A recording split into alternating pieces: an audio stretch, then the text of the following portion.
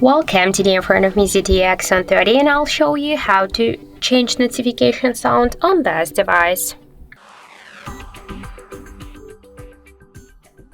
So first we should open the settings application and then tap to the sound section. Then you'll see here the